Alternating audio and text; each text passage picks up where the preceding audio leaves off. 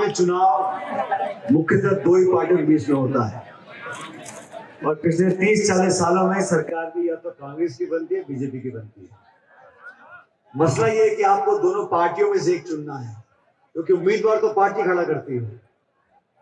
विचारधारा किसकी बेहतर है, किसकी बेहतर है, नियत किसकी बेहतर है, नेतृत्व किसका बेहतर है। आप एक एक चीज पर सोचो।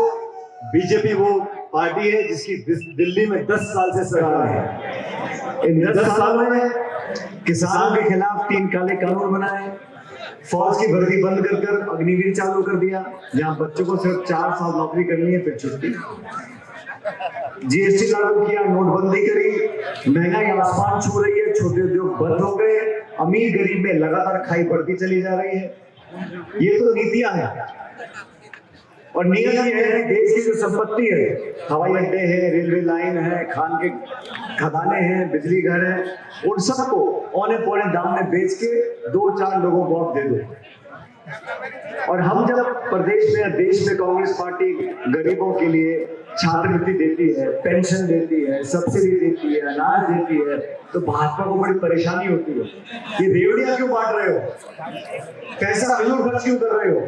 तो गरीब आदमी को, किसान को, महिला को 2 रुपए एक्स्ट्रा को दे दे, या महीने के 1000 रुपए की पेंशन बांध दे, या चिकित्सा फ्री में इलाज करा दे, तो भाजपा कहती है आप पैसा जाया कर रहे हो, पैसे को उड़ा रहे हो।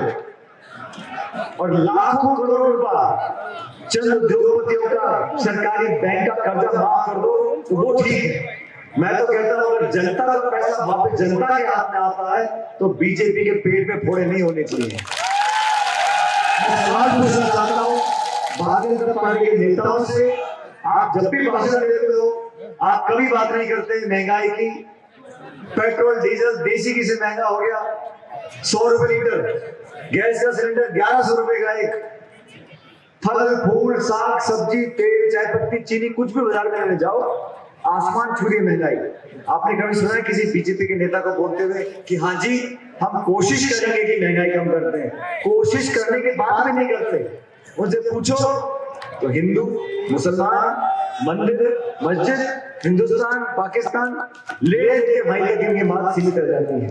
मेरा आपसे आग्रह है इस विधानसभा चुनाव में आपने पिछली बार इंदिरा जी को मौका दिया और साथियों ये बात सच है, इंदिरा जी जब NSUI में काम करते थे तब से जानता हूं, पिछली बार पार्टी ने मौका दिया, मौका पार्टी ने दिया, आशीर्वाद आप लोगों ने दिया। अगर आप आशीर्वाद नहीं देते तो ये नौजवान विधायक नहीं बनता। आज विधायक बनने के बाद 5 साल तक जिस फुर्ती से जिस लगन से अलग अलग विभागों में जाकर उन्होंने क्षेत्र के काम कराए आपके सामने है। आपको आगे करना है, आपको सकारात्मक राजनीति चाहिए या नकारात्मक राजनीति चाहिए। और जो शुरू में मैंने आपसे कहा चुनाव 2 ही पार्टियों के बीच में होता है, बीजेपी और कांग्रेस। जो बाकी सभी सज्जन चुनाव लड़ रहे हैं उनमें से कोई चुनाव जीतने के लिए नहीं लड़ रहा, वो तो चुनाव हरने के लिए लड़ रहे हैं।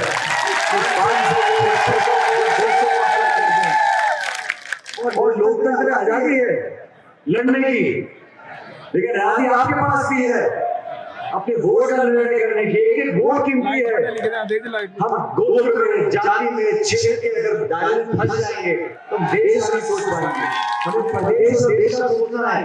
आने वाला समय नौजवानों का, किसानों का, आप लोगों का है। और अभी आप वोट पड़ेंगे छत्तीसगढ़ में, मध्य प्रदेश में, दोनों राज्यों में सरकार कांग्रेस पार्टी की बनने जा रही है।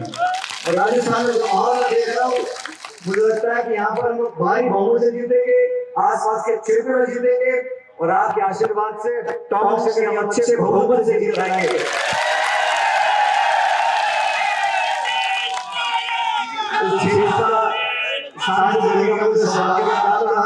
आज मंच पर सामने बहुत से नए पुराने चेहरे देखकर बहुत खुशी हुई। जो अपनापन, जो प्यार, जो मोहब्बत, जो आशीर्वाद, प्यार, प्रेम आप लोगों ने रखा दशकों से।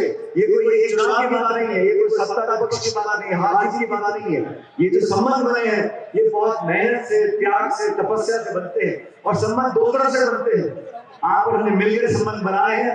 मुझे पूरा विश्वास है कि राज जी के काम पर और कांग्रेस पार्टी की बात पर हमेशा कहते थे सुनो जात पे ना पात पे और मोड़ लगेगी। हाथ हमारा कांग्रेस की पहचान है। आप सबसे मैं निवेदन करता हूँ 25 तारीख को, आज फाइनल है ना मेरे ख्याल, क्रिकेट का फाइनल आज है, असली फाइनल 25 तारीख को है। उस फाइनल में आप सब खेलोगे, आप के वोट है और बटन दबाकर, क्योंकि वोट की गिनती पेटी के अंदर है। यहाँ मीटिंग में, जेसीबी में, मंच पे फूल माला लाडू साफ ऐसे नहीं होगा, बटन दबेगा कोई वोट की गिनती है। इसलिए मेरा आपसे निवेदन है, सारी बातें भूलो, 5 साल तक आपके लिए काम था। और छोटा मोटा घर परिवार में जब 150 बर्तन होते थोड़े बचते ही आपस में, जब 150 बर्तन कभी कभी सबको भूलना पड़ेगा। हमें व्यापक सोच रखनी है, लंबा सोच के काम करना है और एक एक वोट की कृपया करके वोट जाया मत करो, वोट खराब मत करो।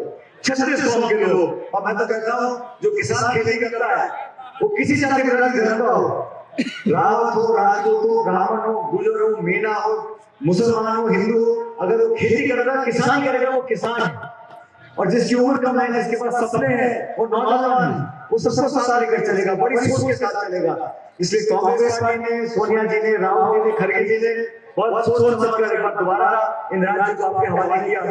अब आप लोगों से कहना चाहता हूँ, आज के बाद 25 तक आप सब लोगों को ये चुनाव लड़ना है, लड़वाना है और जीतना है।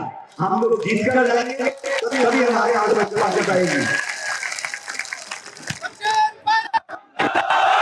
अभी इंतजार कह रहे थे, इनका वजन क्यों 5 किलो?